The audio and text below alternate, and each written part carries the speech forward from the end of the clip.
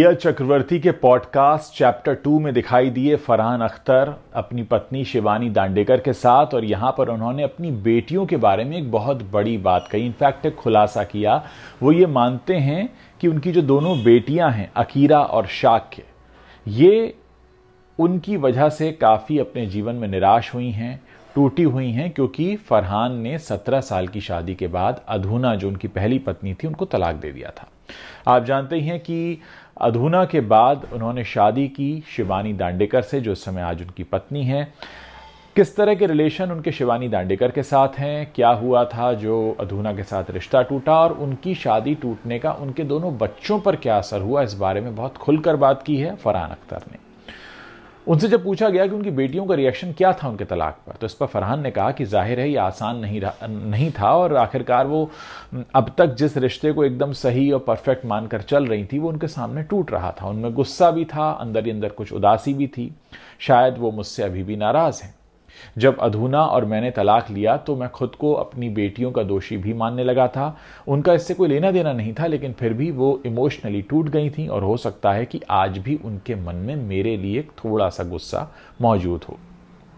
फरहान को यह भी याद आया कि उनके बचपन में जब उन्होंने अधूना से तलाक लेने का फैसला किया था, तब उन्हें वो वक्त याद आया जब उनके पेरेंट्स जावेद अख्तर और हनी ईरानी का तलाक हुआ था। तब फरहान बहुत छोटे थे और पेरेंट्स के तलाक से वो भी नाराज हो गए थे।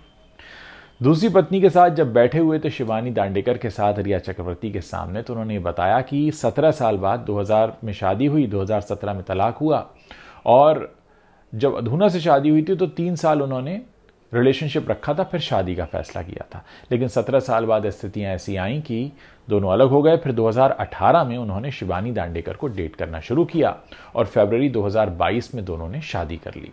दोस्तों, ये जो पूरा मामला था वो रिया चक्रवर्ती के सामने बैठकर बता रहे थे।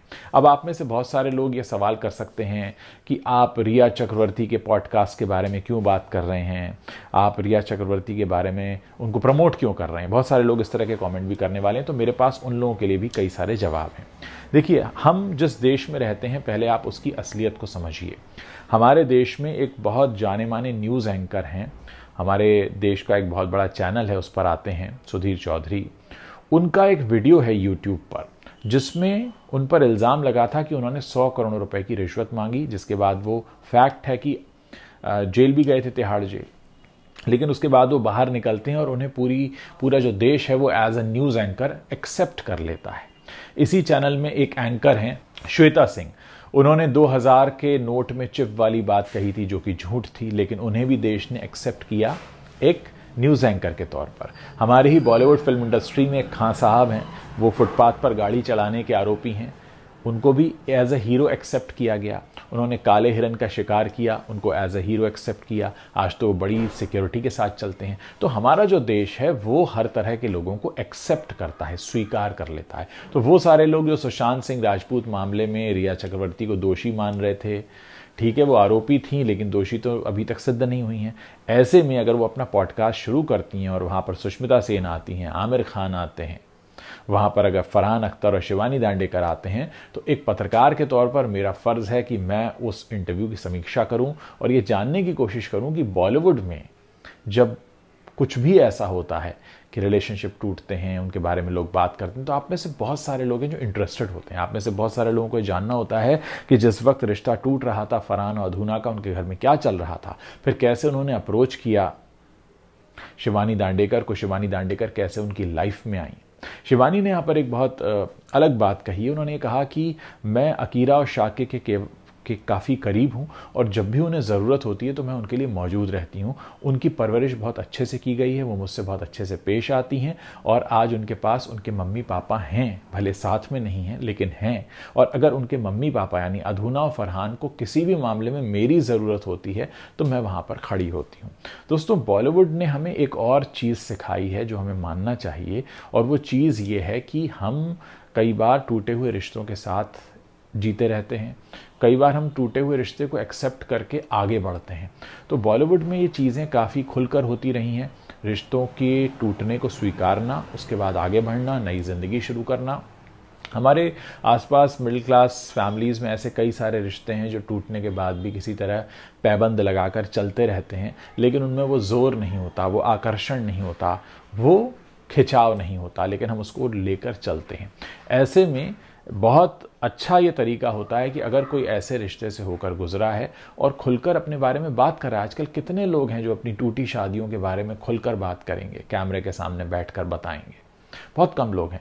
तो अगर कोई ऐसी बात बता रहा है तो उसको सुनकर समझने की कोशिश करना चाहिए। फरहान अख्तर यहाँ पर इसलिए इंपॉर्टेंट हो जाते हैं क्योंकि फरहान अख्तर खुद एक ऐसे घर से निकले हैं जहां एक रिश्ता टूटा था, जावेद अख्तर और हनी ईरानी का। उसके बावजूद उन्होंने ये फैसला लिया और आज वो खुद को अपनी दोनों बेटियों का दोषी भी मानते हैं, यानी वो मानते हैं कि उन्होंने अपनी दोनों बेटियों के साथ अपराध किया है, क्योंकि एक माँ बाप के तौर पर जो एक रिश्ता उन्हें संयुक्त रूप से मिल रहा था उसको उन्होंने अपनी पहल करते हुए तोड़ा।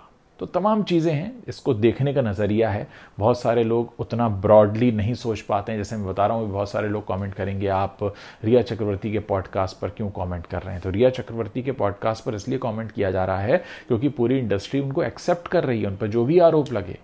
मामला अभी तक सीबीआई के पास है, सीबीआई ने इस पर कोई रिजल्ट नहीं दिया है, सीबीआई अभी तक जांच ही कर रही है। कितने साल बीत गए आप खुद उंगलियों पर गिन लीजिए, 2020 से 2024 अब खत्म होने पर आ गया, लेकिन हमारे देश की सीबीआई ने अभी तक रिपोर्ट नहीं दी है। और जब हमारा देश, जैसा मैंने उदाहरण दिया 2 न्यूज़ एंकर्स का जो सरेआम झूठ बोल रहे थे और उन्हें हमने एक्सेप्ट किया। हमारे देश में ऐसे कई सारे फिल्म स्टार्स हुए हैं जिन्होंने जेल की यात्रा की, जिनके जो अपराध में नाम आया और उसके बाद भी हमने उन्हें एक्सेप्ट किया। तो आज हम एक ऐसे समाज से आते हैं, कम से कम इस बात को तो एक्सेप्ट कीजिए कि हम एक ऐसे समाज और ऐसे देश से आते हैं जहाँ पर हर तरह के व्यक्ति को एक्सेप्ट किया जाता है, स्वीकार किया जाता है। और आप मुझे नीचे कमेंट सेक्शन में लिखकर बता सकते हैं कि जिस वक्त सलमान खान पर आरोप लगा, कितनी बयानबाजियां हुई थी, कितने आरोप लगे थे, और उसके बाद क्या होता है। आज सलमान खान की क्या लोकप्रियता है, आज सलमान खान पर हमारी सरकार कितना पैसा खर्च करती है। तो ये तमाम चीज़ें हैं, इसको हमें समझना होगा। वही सुधीर चौधरी जो जेल जाते हैं, जिन पर 100 करोड़ की रिश्वत लेने का आरोप लगता है, जिनका वो वीडियो भी इस समय यूट्यूब पर मौजूद है, लेकिन वही हमारे देश के एक प्राइम न्यूज़ चैनल पर आकर लोगों को ज्ञान भी देते हैं, बताते भी हैं, और लोगों ने सुनते भी हैं, ये जानते हुए कि इन्हीं शख्स का एक वीडियो पड़ा हुआ है। वही न्यूज़ एंकर मोहतरमा जो बता रही थी कि 2000 के नोट में चिप है, आज उनकी बात को टीवी पर लोग सुनते हैं। तो हमारे देश ने एक ऐसी मिसाल खड़ी की है कि हम किसी को भी एक्सेप्ट कर लेते हैं। ये अच्छा है बुरा है, इस पर बहस हो सकती है, लेकिन जो फैक्ट है वो ये। अब मैं आप लोगों से जानना चाहता हूं कि जब इस तरीके के मामले सामने आते हैं तब आप इसको किस तरह से देखते हैं? क्या कहना है आपको सुधीर चौधरी के बारे में? क्या कहना है श्वेता सिंह के बारे में? क्या कहना है सलमान खान के बारे में? क्या कहना है संजय दत्त के बारे में, जिन पर क्या इल्ज़ाम लगा था और कहाँ गए थे, जेल कितने दिन रहे थे, आपको पता है? और उसके बाद फिर आप कॉमेंट कीजिए कि क्या कहना है आपका रिया चक्रवर्ती के बारे में और इस तरह की पॉडकास्ट के बारे में जिसको पूरी इंडस्ट्री से सपोर्ट मिल रहा है। अब मैं आप लोगों के कमेंट्स पढ़ने का इंतज़ार कर रहा हूं और यही मेरी कोशिश है कि मैं आपको वो न्यूट्रल तस्वीर दिखाऊं जो कि मेरे सामने आती है। क्या सोचते हैं आप शिवानी दांडेकर और फरहान अख्तर के बारे में?